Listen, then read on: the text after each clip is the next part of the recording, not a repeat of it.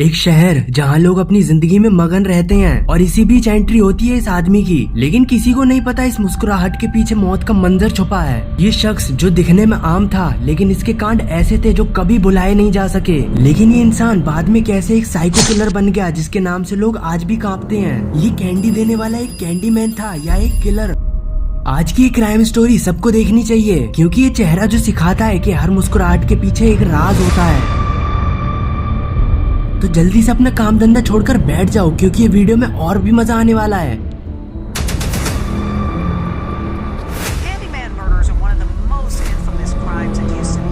Who was unjustly convicted of killing an East Texas woman back in 1977.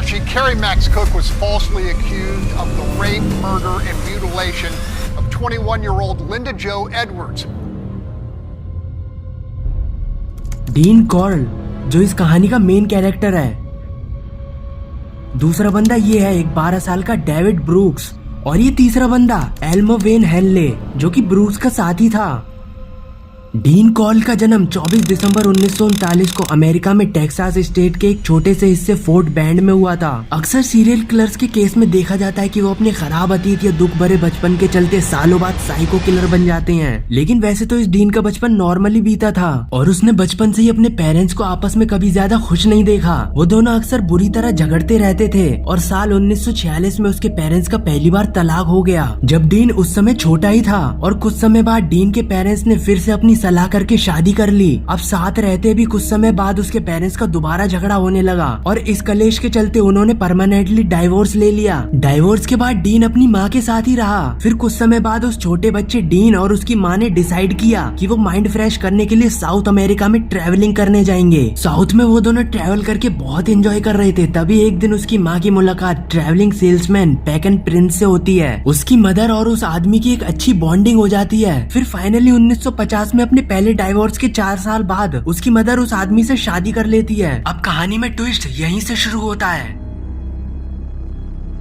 तभी उसी time dean की माँ अपने नए हस्बैंड के साथ मिलकर एक कैंडी कंपनी की शुरुआत करती है, जिसका नाम उसके नए पापा यानी कि पैकन प्रिंस के नाम पर ही रखा जाता है, जो उनके घर के गैराज से चलती थी। डीन ने शुरू से ही इस कैंडी बिजनेस में अपना एक इम्पोर्टेंट रोल निभाया था। अब डीन बड़ा हो चुका था और कंपनी भी धीरे धीरे बढ़ती गई और फिर इस कंपनी का नाम पैकन प्रिंस हटाकर डीन के नाम पर रख दिया, जिसका नाम बाद में कोरल कैंडी कंपनी रखा। फिर यही कैंडी फैक्ट्री वो जगह बनी थी जहाँ डीन ने अपनी जुर्म की शुरुआत की। इस बीच कैंडी फैक्ट्री में डीन ने काफी वर्कर्स को अपने काम पर रखा था और इन वर्कर्स में से कोई भी 18 प्लस या मैच्योर नहीं था। इसने ज्यादातर टीनेज लड़कों को ही जॉब दी थी जो या तो अपने घर से भाग कर आए थे या जिनका कोई भी नहीं था, जिन्हें अनाथ भी कह सकते हैं। डीन इन लड़कों से तगड़ी दोस्ती कर लेता है और फैक्ट्री के पीछे एक पूल टेबल भी रखवा देता है ताकि सारे वर्कर्स ब्रेक के बाद थोड़ा फन कर सकें। और इसी ब्रेक के वक्त डीन इन लड़कों के साथ फ्लर्ट करता था।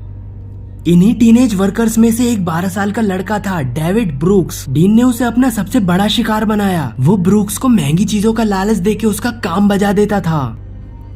देखो, मैं तुम लोगों को इसके कांड के बारे में खुलकर तो बता नहीं सकता, लेकिन तुम लोग समझ जाओ। डीन ब्रूक्स को खोपचे में ले जाकर उसका काम तो बजा ही रहा था, पर ब्रूक्स के लिए तो ये बस एक शुरुआत थी। लेकिन आगे चल के डीन ने ब्रूक्स को और भी लड़के लाने को कहा ताकि वो उनके भी साथ ऐसा ही काम कर सके।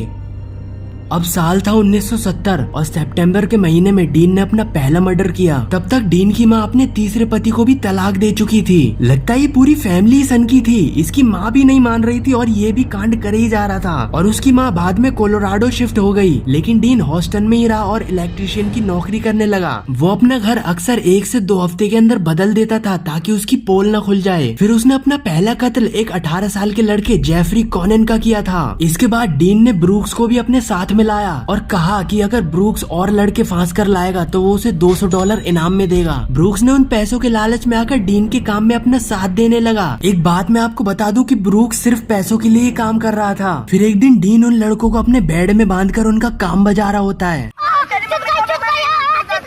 कि तभी वहाँ ब्रूक्स आ जाता है। वो ये सब देखकर घबरा गया था। तो डीन ने ब्रूक्स से कहा कि वो एक गे पोर्नोग्राफी ग्रुप से जुड़ा हुआ है। इनका काम बजाने के बाद वो इन लड़कों को कैलिफोर्निया भेज देगा। लेकिन बाद में डीन उसे सब बता देता है कि उसने उन लड़कों का मर्डर कर दिया। और डीन ब्रूक्स का मुंह बंद करने के लिए उसे एक कार खरीद कर देता है और साथ ही ये भी कहता है कि वो अगर दोबारा किसी लड़के को लाता है तो वो उसे फिर से $200 देगा। और ब्रूक्स ये शर्त मान लेता है। कुछ समय बाद ब्रूक्स ने एक और लड़के को डीन से मिलवाया जिसका नाम एल्मर वेन हेनले था। पहले तो डीन ने हेनले को मारने का प्लान बनाया था, लेकिन बाद में उसने हेनले को भी अपनी किलिंग टीम में शामिल कर लिया। हेनले को भी गे पोर्नोग्राफी ग्रुप की झूठी कहानी सुनाई तो उसने भी उसकी बात पर आंख बंद कर विश्वास कर लिया। और उस नए बंदे हेनले ने भी डीन के लिए लड़कों को पकड़ने का काम शुरू कर दिया। अब ब्रूक्स को एक साथी मिल गया था। हेनले और ब्रूक्स नए नए लड़कों से दोस्ती करते, उन्हें नशा देकर अपनी वैन में बिठाकर डीन के घर ले जाते थे, जो ज्यादातर 13 से 20 साल के लड़के होते थे। डीन कॉर्ल उन लड़कों का पहले अच्छे से काम बजा देता, फिर उन्हें मार देता था।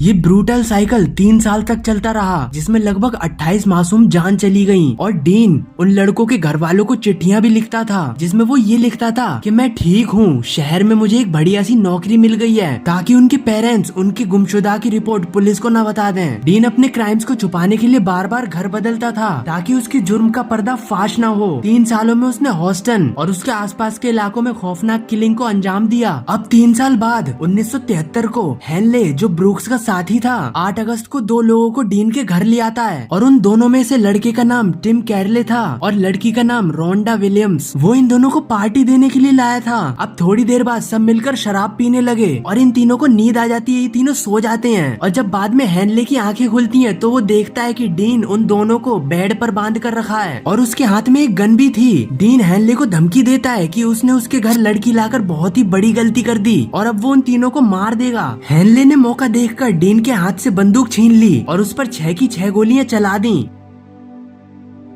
डीन कॉर्ल की वहीं पर मौत हो गई।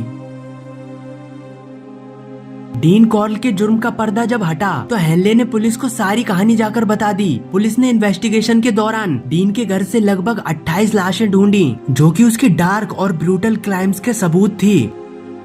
हेनले और ब्रूक्स दोनों अरेस्ट किए गए। हेनले को सजाए कैद मिली। फिलहाल हेनले जेल में है और उसे इस क्राइम के लिए टॉर्चर किया गया था। इसी के लिए 2025 में उसे रिहा करने के चांसेस हैं, जब तक वो 69 साल का हो चुका होगा। ब्रूक्स, जो डीन का पहला विक्टिम था, उसकी 2020 में जेल में कोरोना से मौत हो गई।